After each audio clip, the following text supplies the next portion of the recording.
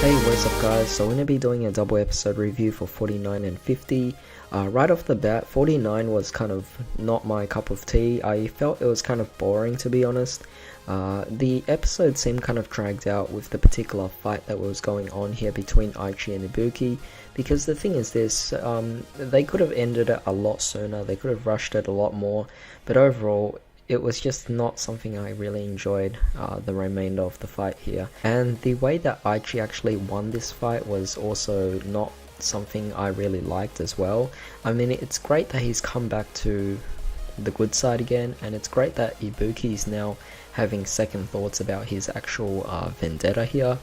But even so, I don't like the fact that Aichi somehow miraculously just got 2 heel triggers. I mean, yeah, it's just not something I was particularly excited about. But at the same time, it's cool that they actually focused more on Cray as well, and how they're actually doing things on their side too. But at the same time, this was not particularly an enjoyable episode for me. However, if we move on to episode 50, that's a completely different thing. I'm not really going to speak too much about 49 anymore, because not too many eventful things happen. It was mostly a dragged out fight. However, in 50, we basically have higher stakes here, because there is pretty much, you would expect that Ren and Takuto would be the 2 guys you would have to take on. However, it's amazing to see that Ren's actually able to resist Takuto, but this is probably just because of his personality in general. Whether he has Psyqualia or not, if he doesn't feel like fighting, then he's not going to bother fighting. So shows consistency in character there. But the interesting thing is, now we are technically going to be doing the final battle here. Of course, it's really awesome to see Starhulks again, because obviously we only got to see it once during Takuto versus Ren, but now Takuto is using it against Aichi, so that's definitely going to be something very exciting.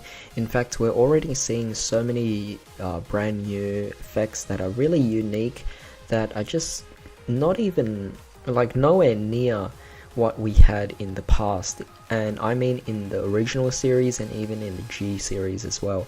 We didn't have any effects like this. This was just definitely a really awesome thing to actually do here and incorporate with the new effects, so can't wait for those cards to actually come out. But of course, higher stakes here, a lot more things on the line. Destiny Conductor's planet Brant will actually invade Cray if Aichi actually loses this, so it's definitely going to be a very, very insane match here. Kind of gonna make sense that Aichi will win this fight, but overall we have no idea how it's going to play out, so it's going to be very interesting to see the actual fight here, even though the fight has to continue on to episode 51. But that being said, we are seeing a lot of cool things happening, even on Cray's side, where the units from Cray, Royal Paladins, Shadow Paladins, Gold Paladins, and even Kagero, they're all actually making an effort to fight the Brant units and everything like that. So it's really cool to see that, and at this point everyone's just watching. We know it's the final episode, or the final fight of the season, so it's going to be very significant here, so definitely expecting a lot to happen in episode 51 in terms of the actual fight itself. But overall, we are seeing some very minor things as well. For example, Kyo is starting to gain an interest or understanding of the game again. We're starting to see the different weaknesses with Ibuki's power in deleting people from Vanguard, but at the same time we're also seeing very interesting dynamics with the different characters and interactions that they have as well. And also the fact that Ren can even resist Psyqualia, it's definitely really odd to see this type of power. Now that's kind of one thing I have an issue with, is that if the powers are so easy to break off from, then it doesn't really make it as serious of a particular plot in this one. But overall, I mean, that's just a really small thing I have with this episode.